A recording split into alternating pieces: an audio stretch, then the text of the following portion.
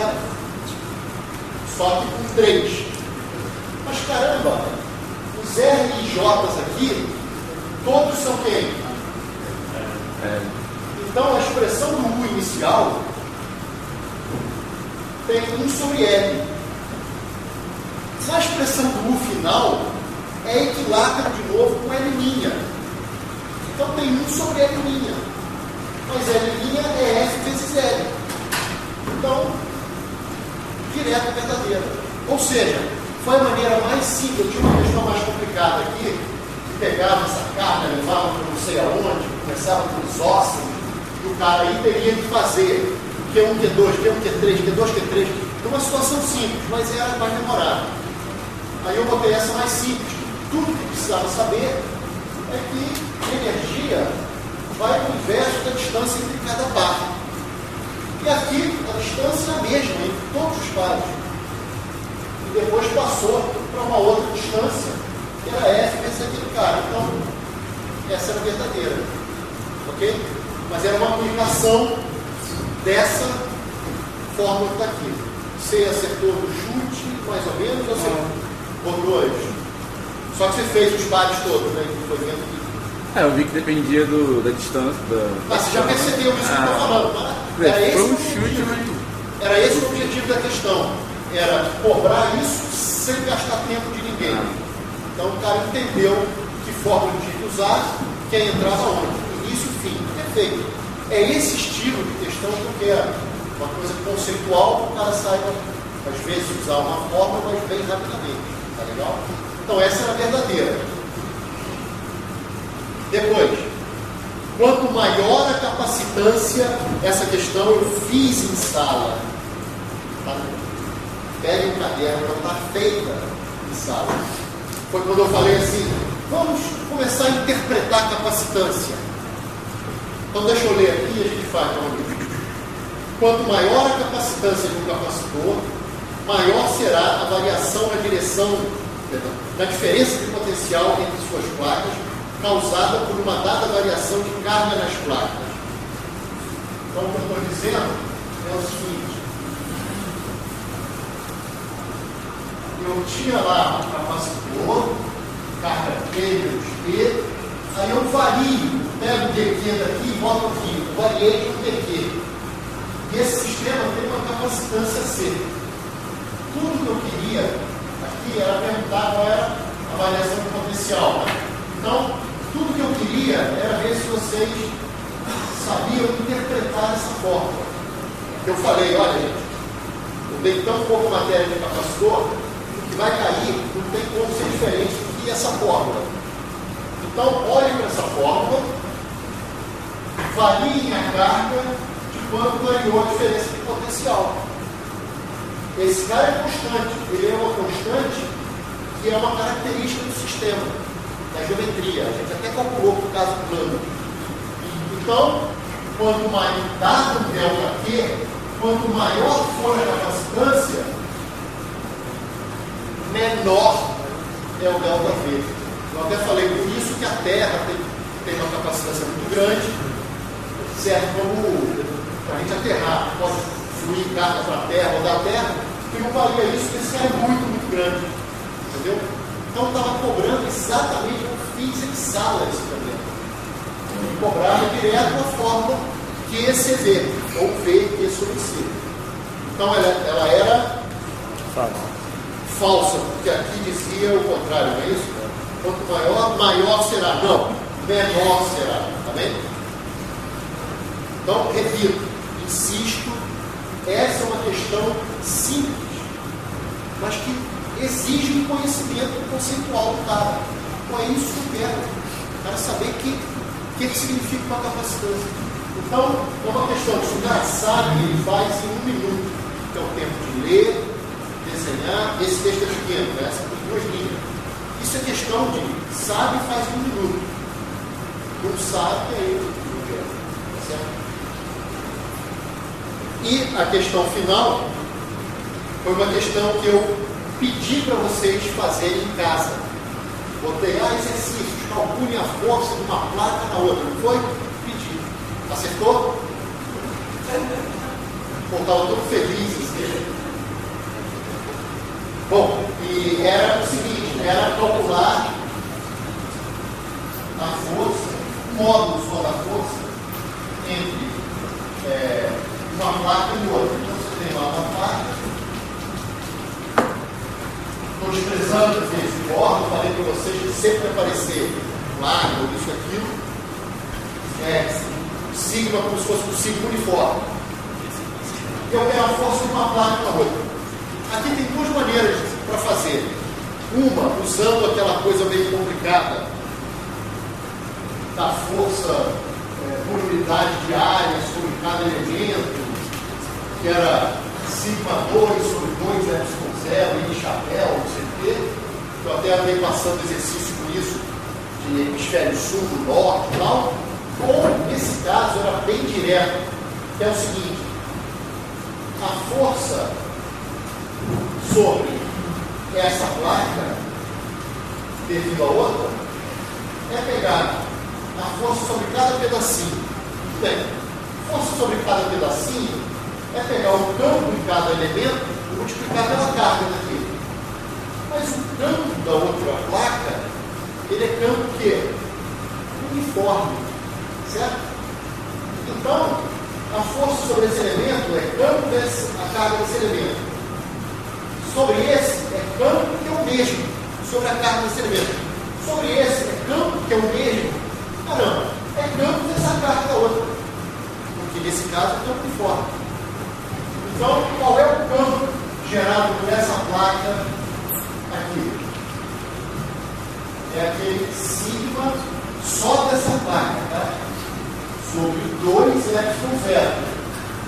Dentro de um capacitor de vários planos, o campo é sigma sobre epsilon 0, que ele é a soma um campo dessa e um campo dessa. Mas eu não quero a força nessa devido a ela mesma. Então, pego o campo da outra, teria que fazer vezes dq, somar vezes dq, é a carga total aqui. Eu só quero módulo, tá? Então eu estou preocupado com ensinar. Ora, esse sigma é carga sobre área, que é a resposta. Então a força entre as placas do capacitor plano carregado é Q2 sobre 2 epsilon 0 área. Ok? Então, é como eu falei, gente, que a minha prova, eu acho a minha prova difícil, tá? Vocês mostraram para o aluno, o outro, caramba, tal. Ela é difícil, ela é longa. Mas o que eu falei, Pedro, na primeira aula? Era difícil e longa, mas tinha uma coisa boa. O cara sendo dele indignado. Depois escolher outra pessoa vai ficar fazendo pergunta na sala. Quem lembra? Exatamente. Isso é verdade. Vocês não têm surpresas na prova. Porque eu tento, às vezes eu posso, sei lá, errar um pouco, mas eu tento cobrar o que eu ensino, porque o que eu ensino é o que eu acho que é o mais importante. Então, na prova, eu vou tentar cobrar aquilo de uma maneira um pouco diferente. Então, é assim, por isso que eu falei, olha, comigo, qualquer pessoa que queira passar, passa.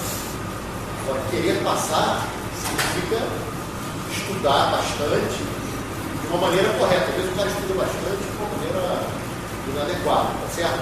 Então, é longo e difícil, mas é o que eu peço em sala, o que eu peço nas listas, não tem surpresa. Então, vocês depois deem uma olhada, vocês vão falar, caramba, quanta coisa ele tinha pedido em sala, eu tinha falado. Eram bandas falsas, não essa aqui? Não, era... Menos duas. Não, a última é verdadeira também. Tinha duas verdadeiras. Só tinham duas verdadeiras. Vou te dizer quais. A última e a do F, que ele acertou antes, penúltima. A oitava e a 10ª eram verdadeiras. Todas as outras eram falsas. Só um instantinho, que horas são?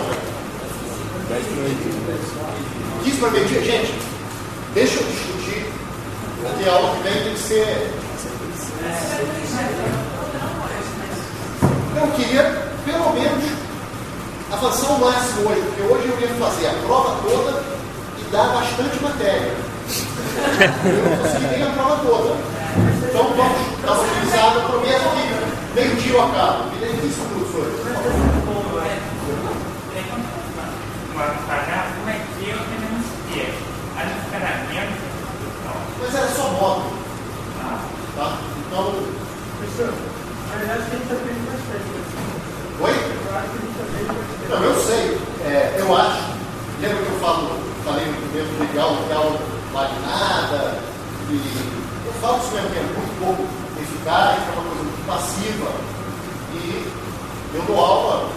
eu desisto em aula porque é meio egoísta, eu adoro dar aula. Então eu fico aqui, se vocês deixarem, eu fico até quando a tarde eu dou aula. Para mim é um prazer. Mas a aula não vale nada.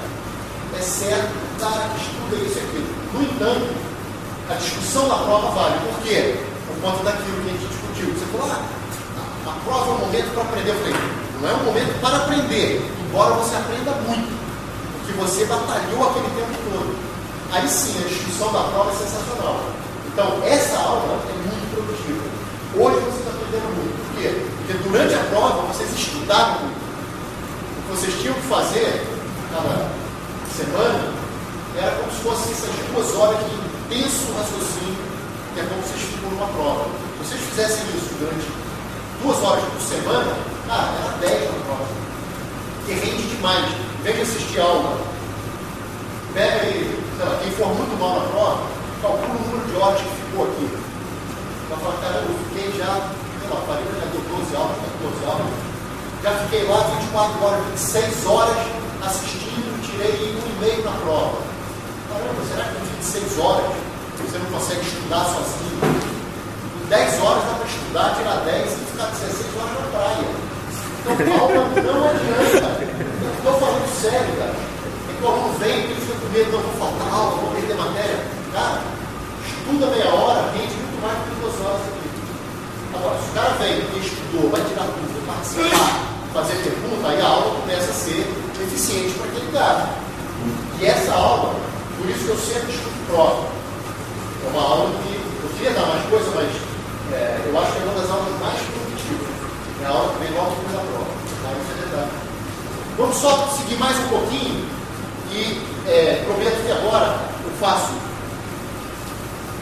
bem rápido, porque essas aqui, isso aqui a gente cansou de fazer em sala, tá certo?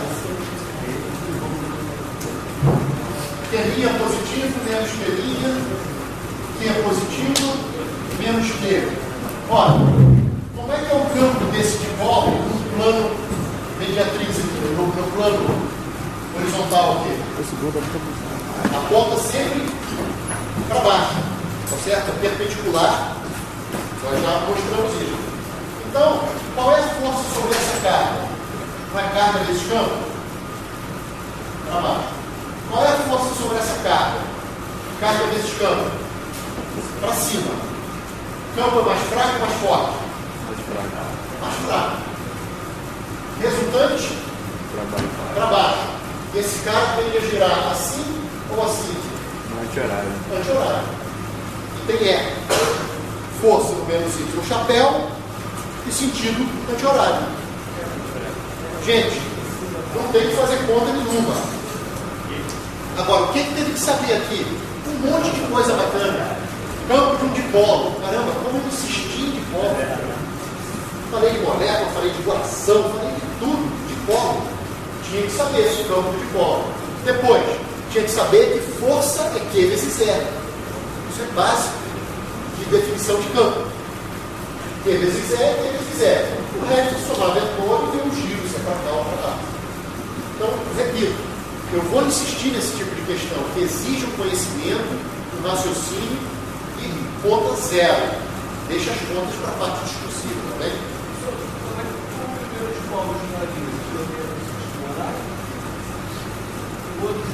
Oi? O outro de polo, aí você tem que ver o seguinte, as linhas desse cara são assim, tá certo? Concorda? As linhas de polo. Então aqui você tem uma força para cá, e aqui o campo está para cá, mas a força é para cá. Então o outro também giraria assim. Só que eles também sofrem outros movimentos aí, tá? Então o giro desse aqui seria assim. Ok? Bom, questão 3. A questão 3 é a mais difícil da prova. Tá? Foi quando eu pensei nessa questão que eu resolvi dar ponto extra. Eu achei bacana a questão, mas falei, cara, essa questão está acima da prova, então ela tem que ser algo que não prejudique ninguém. Aí a prova começou a valer 10,5. Depois você falou em promoção de pontos, eu falei, tá bom, vou aumentar a promoção para 11, tá certo? Essa questão aqui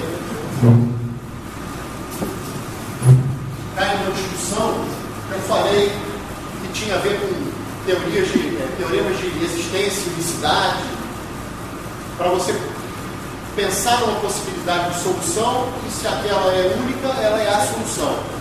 E aí eu lembro que no final eu falei, olha, qualquer que seja a cavidade, qualquer que seja a forma externa do cara, o que acontece é o seguinte: a carga interna determina quem é esse sigma interno. Se você integrar esse cara, dá menos que, e o campo dessa carga, desse sigma, ele se anula para fora. Por outro lado, a carga externa aqui faz com que crie aqui um sigma externo, que somado com o campo dessa carga aqui dentro, anule esse campo. Então eu falei, olha, essa região daqui, ela está blindada da região externa. Mas isso não quer dizer que quando eu coloco uma carga aqui, essa carga não sofre força. Ela sofre força de quem está aqui, ó. Ela não sofre força devido a essa. Porque o campo dessa aqui dentro é cancelado pelo campo desse cara que está aqui. Então eu lembro de eu falar, olha, essa, quando não tem carga aqui, o campo aqui dentro é zero. Ou seja, essa região está blindada lá de fora. Aí o cara poderia pensar que quando eu coloco uma carga aqui, a força sobre ela é zero. Não. A força sobre ela não é zero. Mas ela não sofre força de quem está lá fora. Mas a força dela não é zero, porque aqui dentro tem um sigma. Então eu desenhei aqui que poderia existir quando tem carga aqui dentro. Calma, aqui é o caso genérico.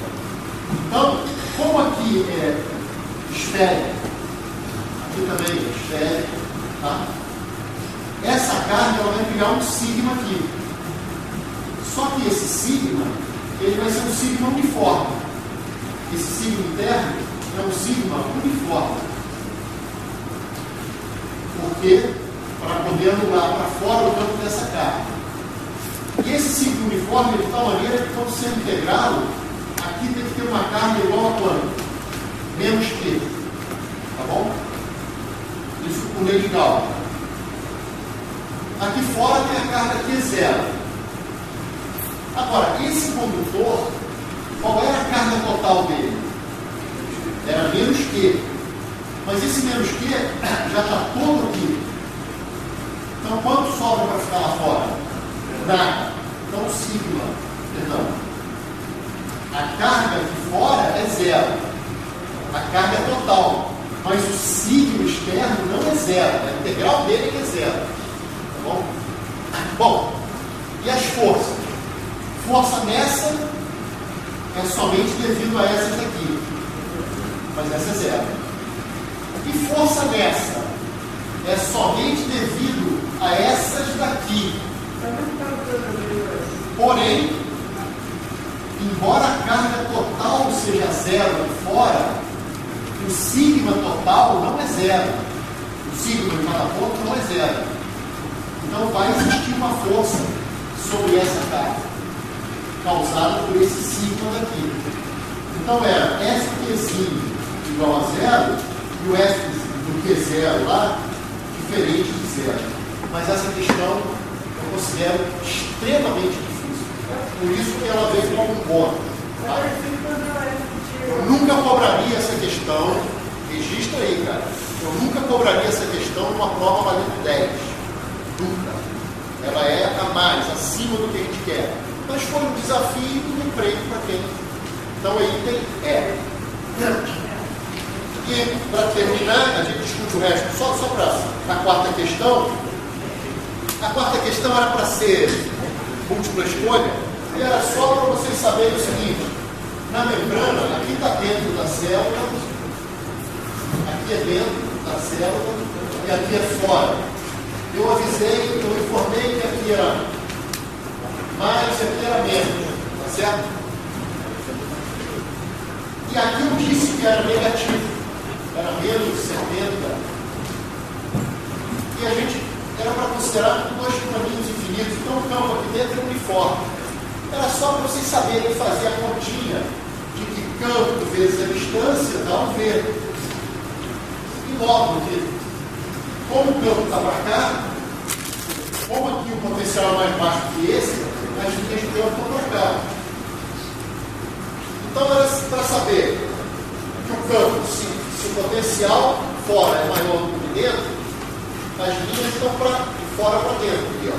Então o campo aponta para dentro, e o valor dele é V sobre D, do módulo. Aí eu botei um número para dar certo, 7 por 5 dá 1,4 e ajeitar as potências de 10. É o item E.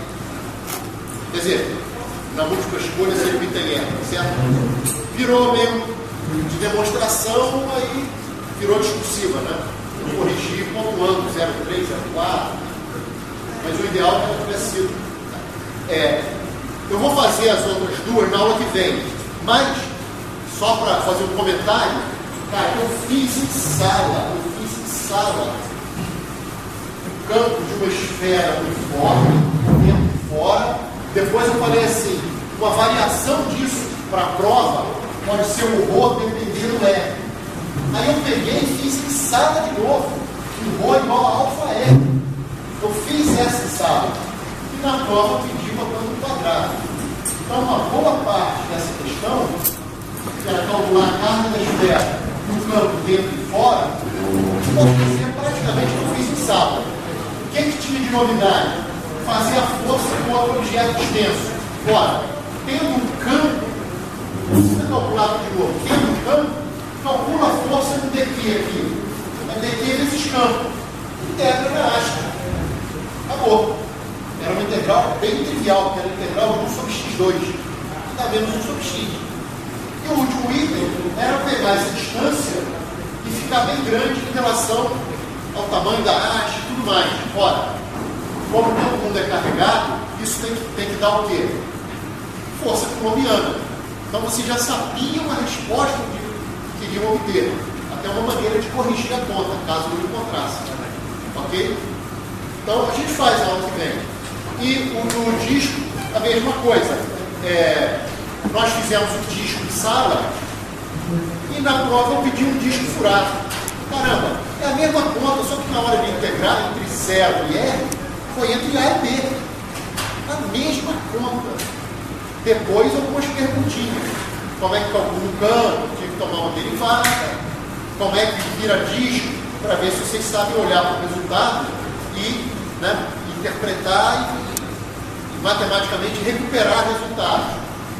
E botei uma questão numérica que é bonitinha só para você falar, peraí, quando eu estou muito próximo do disco, ele é um plano infinito ou não?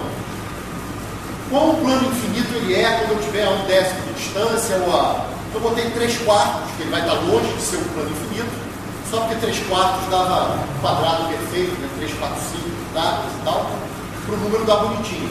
Mas foi uma estimativa numérica, né? Coisa que vocês da computação, volta e meia, devem fazer isso, né? Vamos estimar quanto eu estou errando no meu programa para parar o programa aqui ou aqui, por aí vai. Então, tranquilo também, né? Estava só longa, mas no fundo estava bem parecido com o que a gente discutiu em sala. Pessoal, aula que vem eu vou fazer essas coisas no quadro que eu acho importante, mas pensem também, eu vou ver se eu consigo fazer o gabarito para vocês no fim de semana.